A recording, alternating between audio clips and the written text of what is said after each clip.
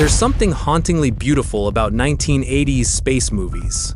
Before CGI galaxies and billion-dollar franchises took over, filmmakers had to rely on raw imagination, on smoke machines, miniature models, and pure storytelling magic. These weren't just films. They were cosmic experiments that dared to explore what it really means to face the unknown. Yet, for every Star Wars or Aliens, there were dozens of space adventures that slipped quietly into the void, overshadowed, underfunded, or simply too strange for their time. But here's the secret. Many of them were better, smarter, more daring, and more human. And while audiences today scroll past endless space epics built by algorithms, these hidden 80 seconds gems still feel alive, pulsing with danger, emotion, and a kind of weird beauty that's been lost in modern cinema. So today, we're charting a new course through forgotten space, uncovering 10 space movies from the 1980s you've never seen but should. From cosmic thrillers to interstellar odysseys that never made it past VHS shelves, each of these films deserves a second chance to shine. Number 10. Outland, 1981. In the dusty black void of Jupiter's moon Io, the future feels more like the Wild West than a shining utopia. Ridley Scott's Alien had shown us the dark side of space 2 years earlier, but Outland, directed by Peter Hyams, went even further. It stripped away the aliens, the monsters, and the mystery, and revealed something scarier: human greed. Sean Connery stars as Marshal William O'Neill, a lawman sent to a mining colony where men work themselves to death for corporate profit. The workers live hard, die young, and their bodies are quietly disposed of by the company that owns them. But when O'Neill starts asking questions, he discovers a secret more explosive than the vacuum outside: a drug smuggled into the colony to keep the miners working longer until it kills them. What makes Outland unforgettable isn't its effects, though they're impressive for 1981, but its atmosphere. The colony feels real, sweaty, claustrophobic, and suffocating. The film uses darkness and silence like weapons, creating tension without ever needing an alien to jump from the shadows. Connery delivers one of his most restrained human performances. A man trying to stay moral in a system designed to crush morality. And here's what's fascinating. Outland was marketed as a space western, but few knew it was actually a futuristic remake of the story about one man standing alone against corruption. But instead of dusty streets, it's airlocks and oxygen tanks. The final act, a silent duel in zero gravity, is both thrilling and haunting, showing that courage doesn't always need a gun. Sometimes it just needs conviction. Number 9. The Last Starfighter, 1984. Every kid in the 1980s dreamed of being whisked away from their boring small town and thrown into an intergalactic adventure. The Last Starfighter took that dream and turned it into one of the most endearing and groundbreaking sci-fi stories of the decade.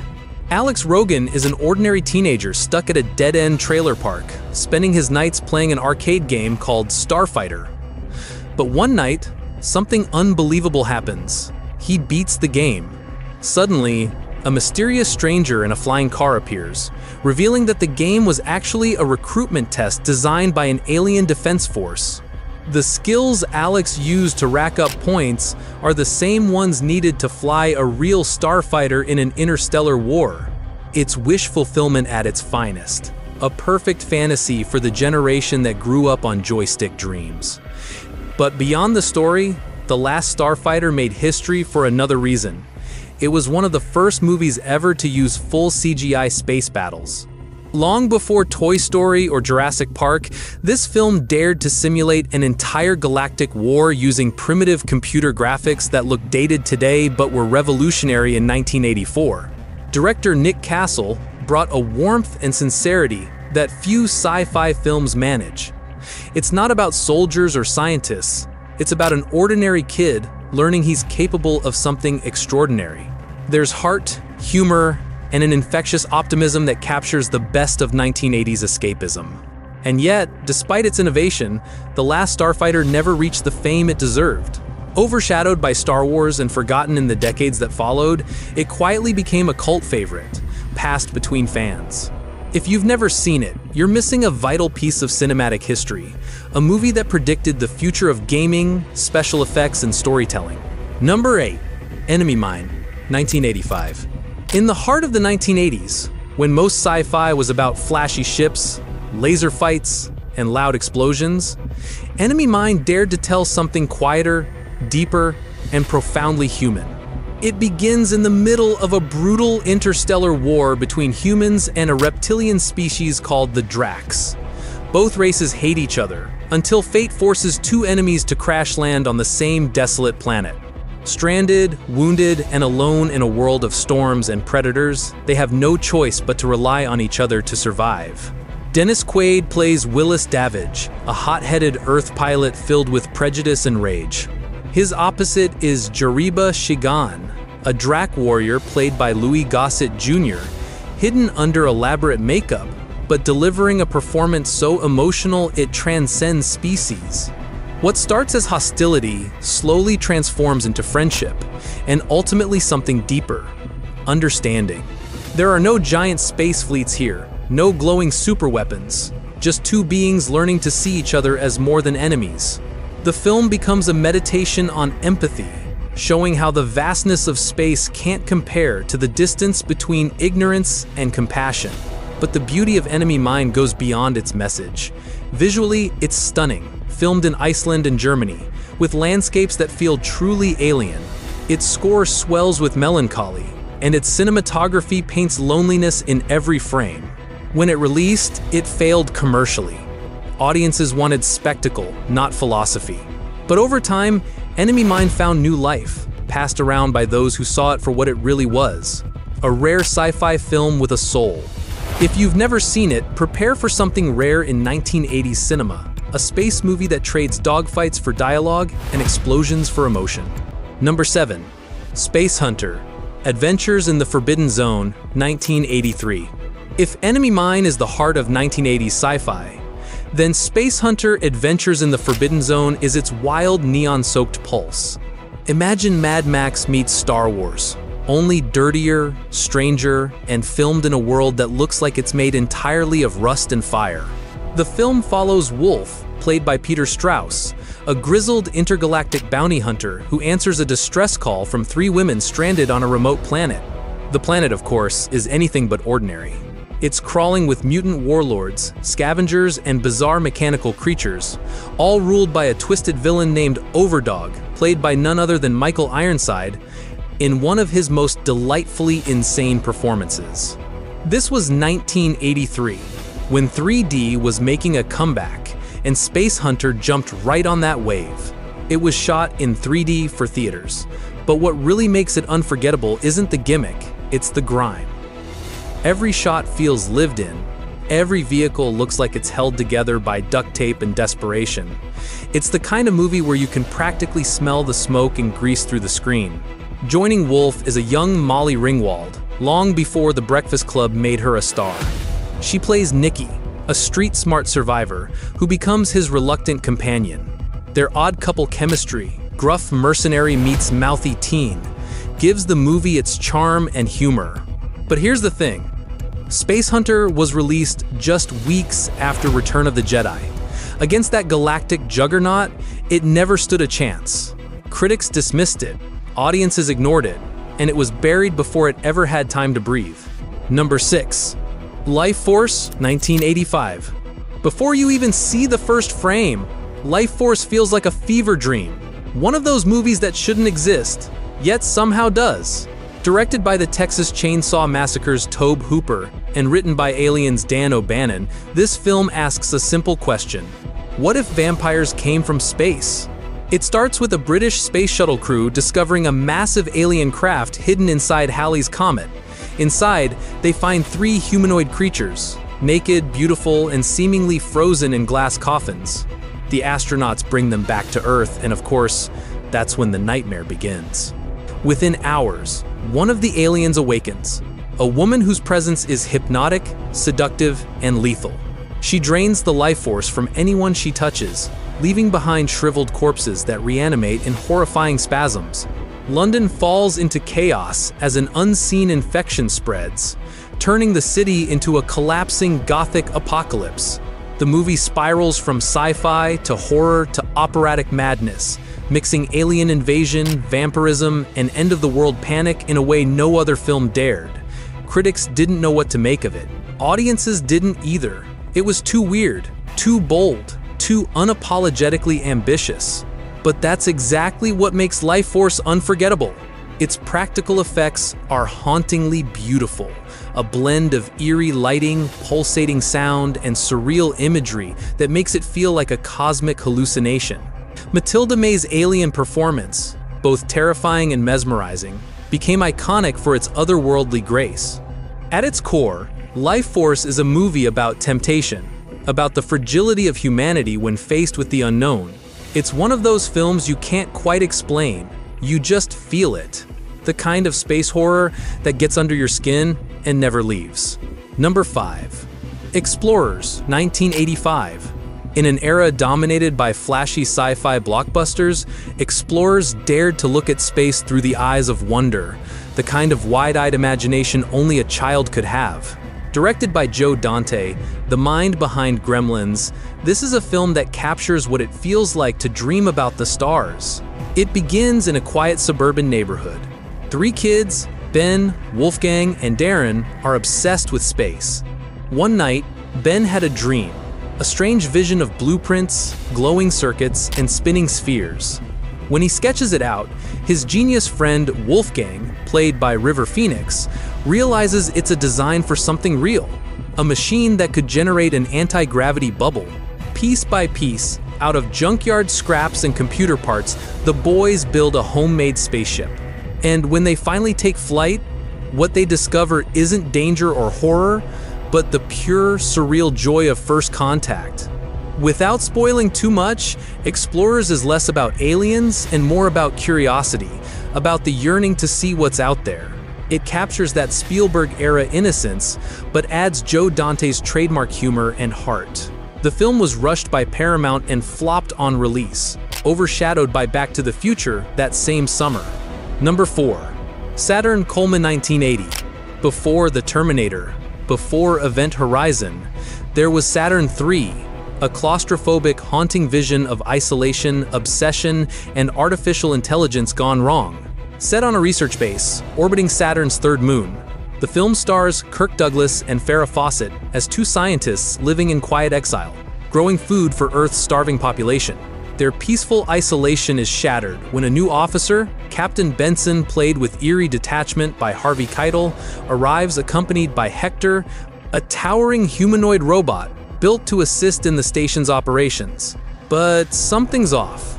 Benson isn't what he seems. Unstable, paranoid, and increasingly obsessed with Fawcett's character, Alex.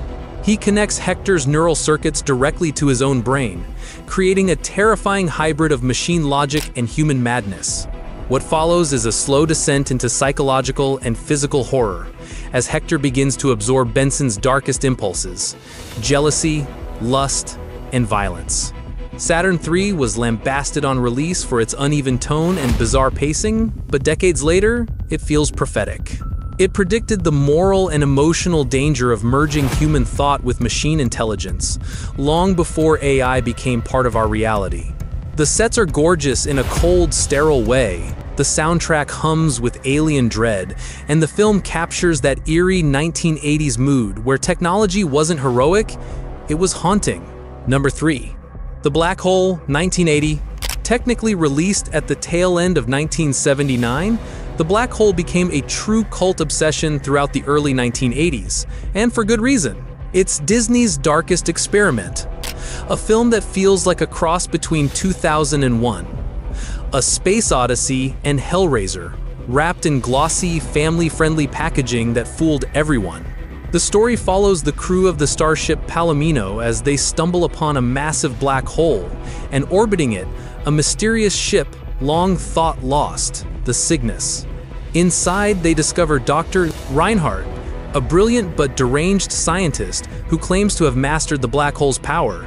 His ship is crewed by silent, eerie robots, all identical, all obedient. But soon, the truth surfaces. The robots aren't machines at all. They're the ship's former human crew, lobotomized and transformed. The Black Hole is a visual masterpiece, filled with swirling cosmic vistas, glowing lights, and sets that feel both sacred and sinister. It was one of the most expensive films Disney had ever made at the time, meant to compete with Star Wars. But unlike Star Wars, it's not about adventure, it's about obsession, isolation, and the terrifying pull of the unknown.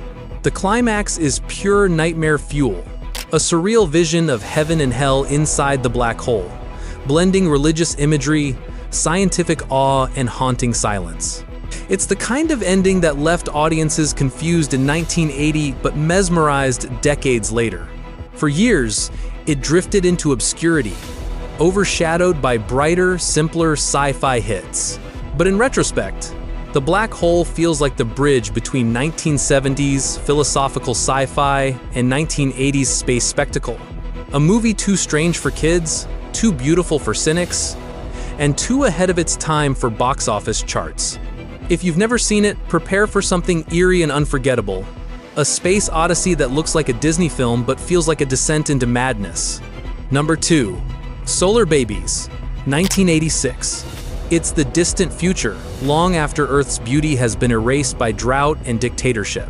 The planet is dry, water is controlled by a ruthless regime, and children are raised in state orphanages, stripped of imagination, identity, and hope. But in one of these bleak compounds, a small group of orphans find something extraordinary. A mysterious glowing orb called Bodhi falls from the stars. It moves, it hums, it feels alive. When the kids touch it, they see visions of the world as it once was, full of oceans, laughter, and freedom. It's the first time they've felt something pure in a world designed to crush their spirit. Led by Jason Patrick, the group escapes their prison-like orphanage, roller skating through dusty wastelands and abandoned ruins in search of freedom. Their journey becomes a mythic quest, a fusion of Mad Max chaos and Spielberg-style wonder. Every encounter tests them, from desert raiders to strange scientists who see the orb as a weapon. Beneath the camp and chaos, Solar Babies hides a beating heart, one that celebrates rebellion and innocence in a dying world. It's not sleek or polished, it's raw, idealistic, and beautifully flawed. Produced by Mel Brooks, it was a massive financial gamble that flopped spectacularly, but the few who watched it felt its spark. Over the years, Solar Babies became a secret handshake between sci-fi lovers who value heart over hype. It's a film that reminds you why the 1980s mattered, a time when movies didn't need perfection, just passion. Because even in the darkest futures, imagination refuses to die. Number 1.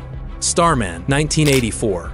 Among all the forgotten space films of the 1980s, one stands apart, not for its visuals or action, but for its humanity. John Carpenter's Starman begins with tragedy and unfolds like a love letter to what makes us human. After an alien spacecraft is shot down over Wisconsin, a shimmering light emerges from the wreckage. It enters the home of Jenny Hayden, a lonely widow still grieving her husband's death. The light scans an old photograph and, in a surreal moment, reshapes itself into the perfect replica of her late husband, played with haunting brilliance by Jeff Bridges. At first, Jenny is terrified. Who wouldn't be? The creature looks exactly like the man she buried. But as they're hunted by government agents, something unexpected happens.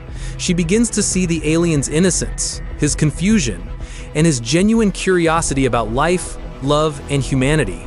Together, they flee across the country, from forest backroads to neon-lit diners, discovering along the way that connection can exist even between species. Carpenter, known for Halloween and The Thing, created something totally different here. Starman isn't about fear, it's about compassion. It's a road movie wrapped in starlight, scored with melancholy and wonder. Jeff Bridges earned an Oscar nomination for his delicate, alien-like physicality. Every movement slightly off, every gesture filled with sincerity. By the end, when Starman must return to his ship, the film reaches an emotional crescendo that feels timeless. It's not just science fiction, it's a mirror held up to humanity, showing us how fragile and extraordinary we really are. While most 1980s sci-fi chased explosions and box office gold, Starman quietly touched hearts. It didn't need lasers or monsters, it had something more powerful: empathy. It's the perfect reminder that even in stories about galaxies and alien worlds, the most profound discoveries are the ones we make about ourselves. If you love rediscovering lost sci-fi, hidden treasures, and the untold stories behind the movies that shape generations, make sure to subscribe to VintaVerse, like, and share this video. And tell us in the comments, which of these space films will you be watching tonight?